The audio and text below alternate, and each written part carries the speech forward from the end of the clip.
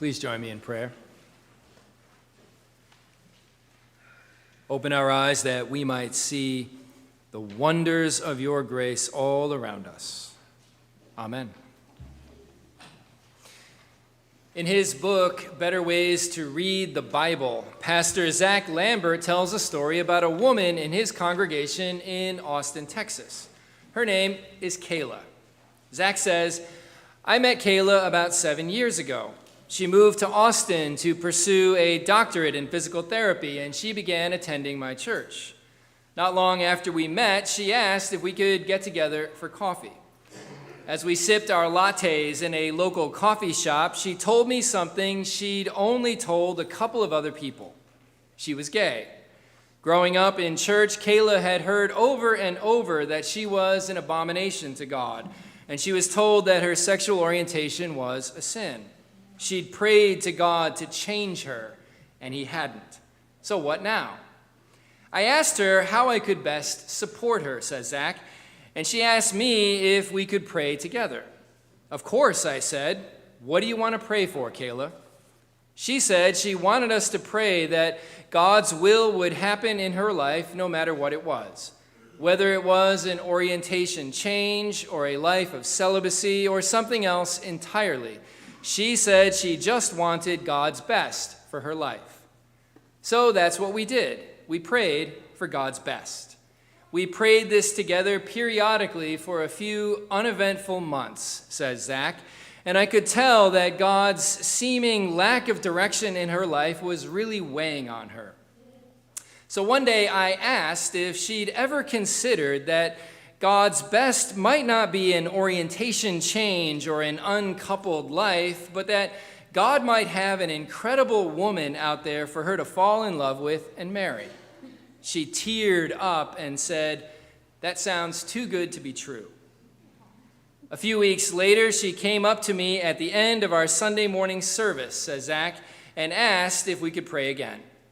I want to pray for God to introduce me to that woman we talked about, but only if it's his will, Kayla said. So that's what we prayed for from then on, that God would bring her a woman who loves her, who loves Jesus, and with whom she could build a life. And God did exactly that. When Kayla met Hannah, she knew pretty quickly that this was the woman we'd been praying for. A couple of years ago, Zach writes, I had the incredible honor of officiating at their wedding. It was a wonderful day, but my favorite part was seeing their family and friends there to support them. I had a chance to chat with Kayla's dad for a few minutes during the reception. He grew up in the Bible Belt and had previously been taught the same anti-LGBTQ plus theology as Kayla.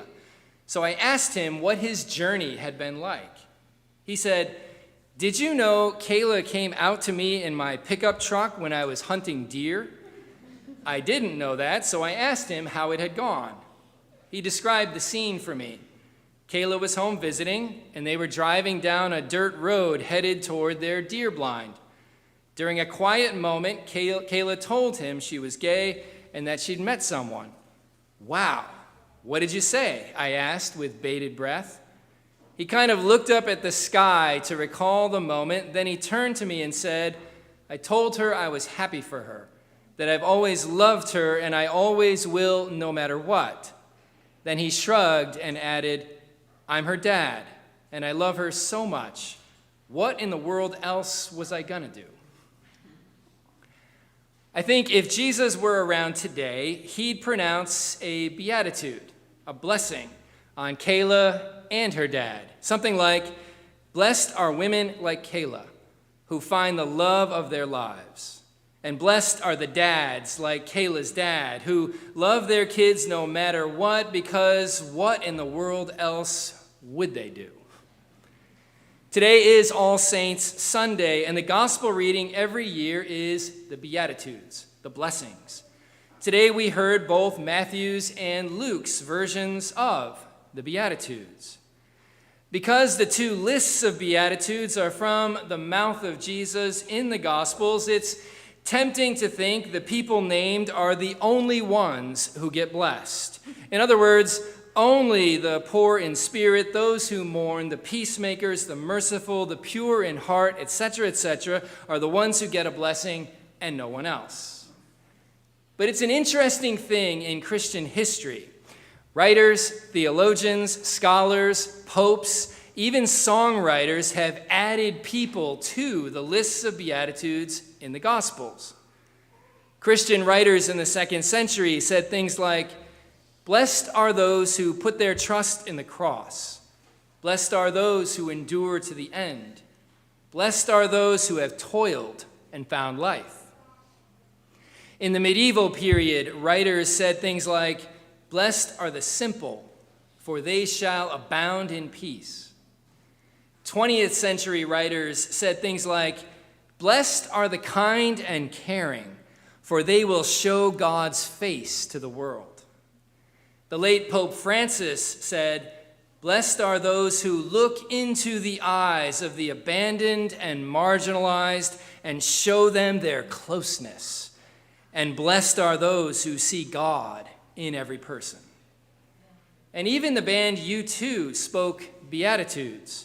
In their song, "Wave of Sorrow," Bono, who is a Christian, sang, "Blessed are the meek who scratch in the dirt. Blessed are the kings who have left their thrones.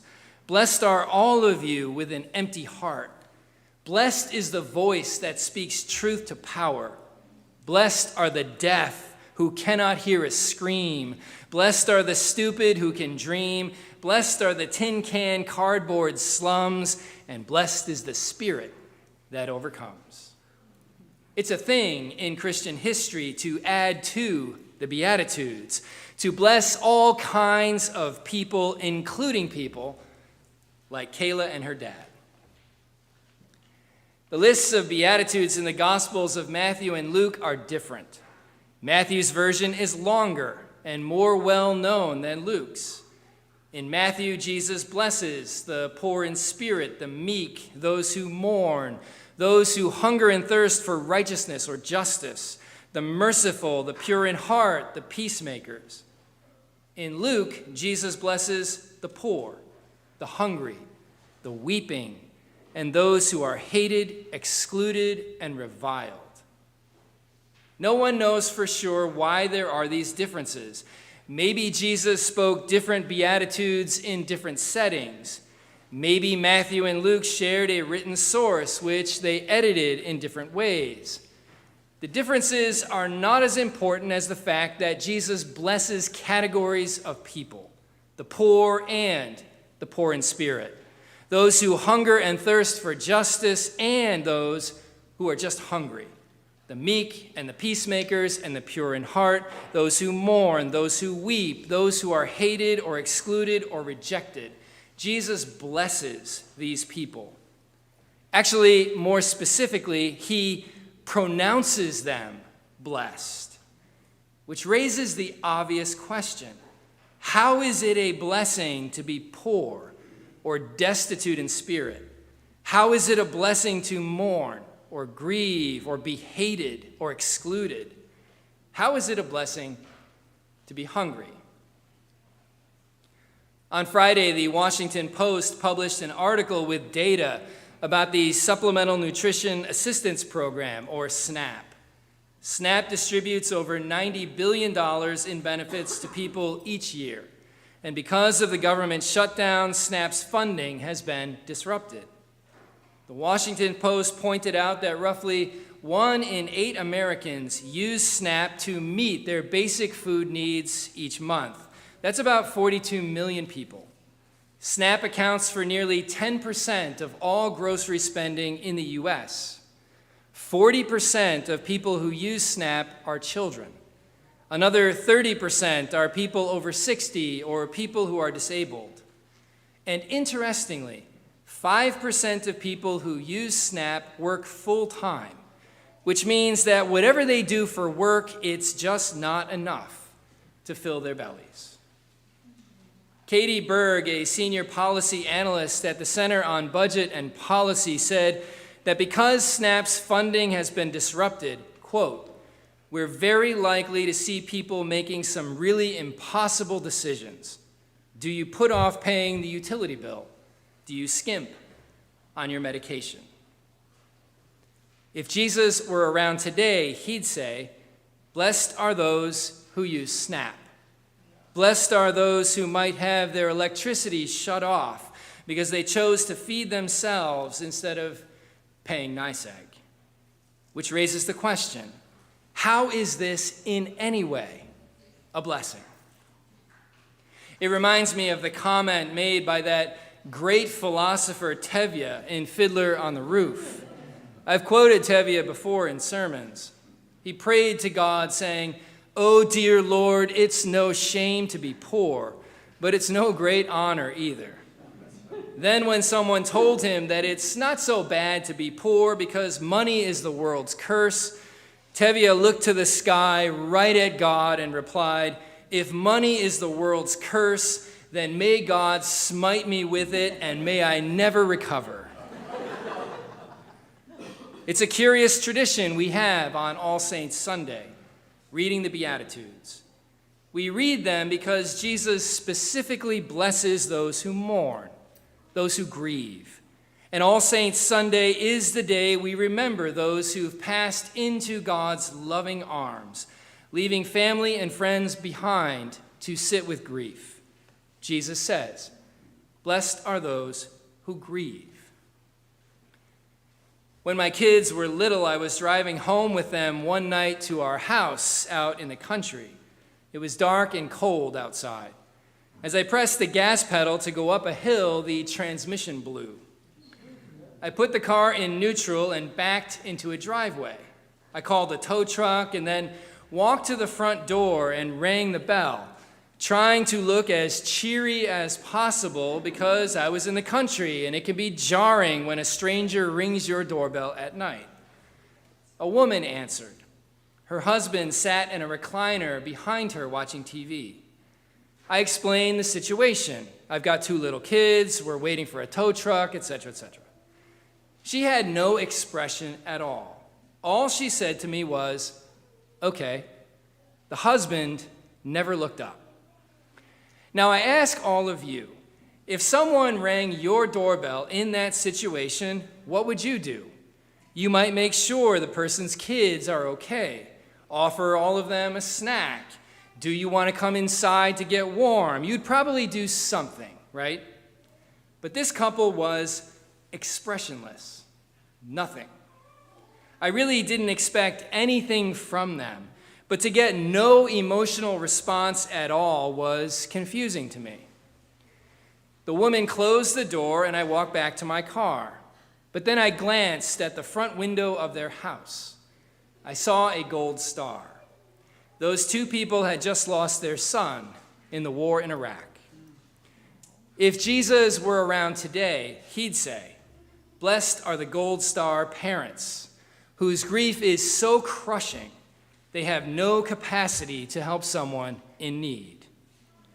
Which again raises the question, how is it a blessing to grieve like that? For centuries, Christian interpreters have wrestled with the Beatitudes. They're so beautiful, but also so perplexing. Some theologians, since at least the 4th century, and a writer named Gregory of Nyssa, have suggested that maybe the Beatitudes should be seen as ethical exhortations. Maybe the Beatitudes were Jesus' way of saying, be merciful, be peacemakers, be meek and humble, as we heard in today's children's sermon. Another interpretation that's been popular among scholars is to see the Beatitudes as future-oriented. Jesus saying that eventually things will turn around for the people he blesses. Blessed are those who mourn now, because eventually in the future they will be comforted. Or blessed are those who are hungry now, because eventually in the future they will be filled, and on it goes. But my favorite interpretation of the Beatitudes emerged about a century ago in the writings of a Swiss theologian named Karl Barth. He said the Beatitudes are words of grace. They explicitly name people who need to know that they too are blessed. Lutheran minister Nadia Bolz-Weber expanded on this when she said, "The Beatitudes are all about Jesus' lavish blessing of the people the world doesn't have much time for. People in pain, people who work for peace instead of profit, people who exercise mercy instead of vengeance. Maybe Jesus," she said, "was simply blessing the ones around him who didn't otherwise receive a blessing, who had come to believe that for them, blessing would never be in the cards." If Nadia is right, and I think she is, then it means we can bless people like Kayla, who never thought God would send her the love of her life. We can bless people like Kayla's dad, who loved his daughter no matter what. We can bless people who use SNAP. We can bless Gold Star parents. We can bless, as Pope Francis said, those who look into the eyes of the abandoned and marginalized and show them their closeness. And those, he said, who see God in every person. And we can bless, as Bono sang, the meek who scratch in the dirt, all of you with an empty heart, the voice that speaks truth to power and the spirit that overcomes. And we can add more Beatitudes. We can bless anyone who needs to know that they too are loved by God. To bless them is to see them, and to see them is to tell them they matter. In the spirit of adding to the Beatitudes, let me close by quoting a few that Nadia Bolz-Weber came up with. I've quoted them before because I love them. Here they are. Blessed are those who are spiritually impoverished. Blessed are those who have nothing to offer. Blessed are the preschoolers who cut in line at communion. Blessed are those for whom death is not an abstraction.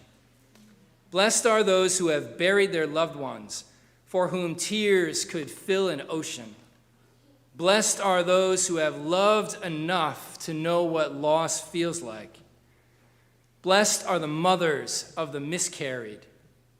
Blessed are those who don't have the luxury of taking things for granted anymore. Blessed are those who can't fall apart because they have to keep it together for everyone else. Blessed are the motherless, the alone, the ones from whom so much has been taken. Blessed are those who still aren't over it yet. Blessed are those who no one else notices, the lonely teens in the cafeteria, the laundry guys at the hospital, the beggars, and the night shift street sweepers.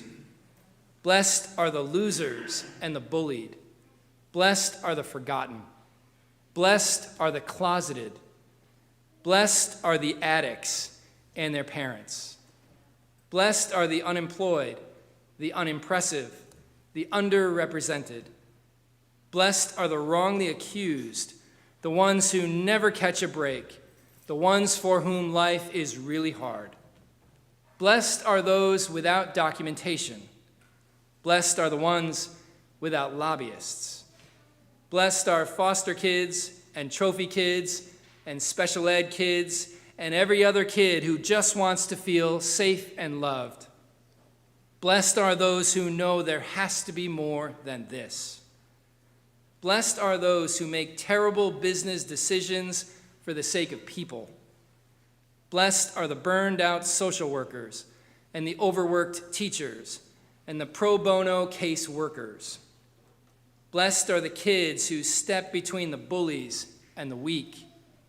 Blessed are those who hear that they are forgiven. And blessed are those who need to know that they too are blessed. Who else would you add to this list of blessings? Picture them. Speak a beatitude over them. And then look in the mirror and speak another. Amen.